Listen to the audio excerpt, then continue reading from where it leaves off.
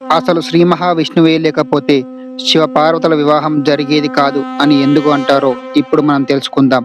ఒకప్పుడు హిమవంతుడు మేనకాదేవిల అందమైన కుమార్తెగా పార్వతీదేవి జన్మించింది.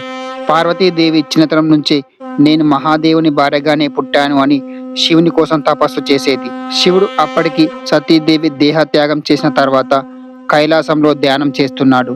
పార్వతీదేవి కూడా ఎన్నేళ్లైనా శివుని కోసం తపస్సు చేస్తూనే ఉంది. అప్పుడు దేవతలు మహాశివుడు మళ్ళీ వివాహం చేసుకోకుంటే, దీర్ఘమైన తపస్సు చేసుకుంటూ ఉండిపోతే తారకాసురుని వంటి రాక్షసులను ఎవరు సంహరిస్తారు అని భయపడతారు. అందుకే దేవతలు విష్ణుమూర్తి దగ్గరికి వెళ్ళి, ప్రభు, మీరు ఏదైనా చేయండి, శివుడు తపస్సులో ఉన్నాడు, ఆయనను సృష్టిలో పనిలోకి తీసుకురావాలి అని ప్రార్థించారు. విష్ణువు చిరునవ్వుతో సరే అని చెప్పి ఒక వృద్ధ బ్రాహ్మణుని రూపం తీసుకొని పార్వతీదేవి వద్దకు వెళ్ళాడు. అమ్మా, నువ్వు ఆ శ్మశానవాసి అయిన శివుని కోసం తపస్సు ఎందుకు చేస్తున్నావు అని అడిగాడు. అప్పుడు పార్వతి, ఆయనే పరమాత్మ, భస్మంలోనే అసలైన అందం దాగి ఉంటుంది, ఆయన తప్ప వేరెవ్వరూ నాకు భర్తగా సరిపోరు అని పార్వతీదేవి అనగానే విష్ణువు నిజ రూపం ధరించి ఆమె ముందు ప్రత్యక్షమవుతాడు.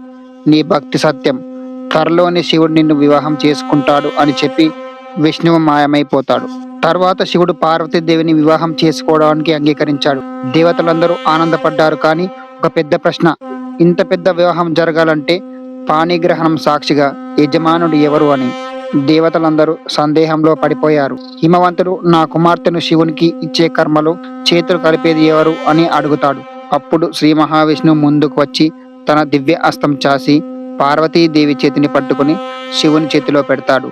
అదే క్షణం సర్వలోకాలు ప్రకాశించాయి. అందుకే చెబుతారు, విష్ణువు వేలు లేకపోతే శివ పార్వతుల వివాహం జరిగేది కాదు అని.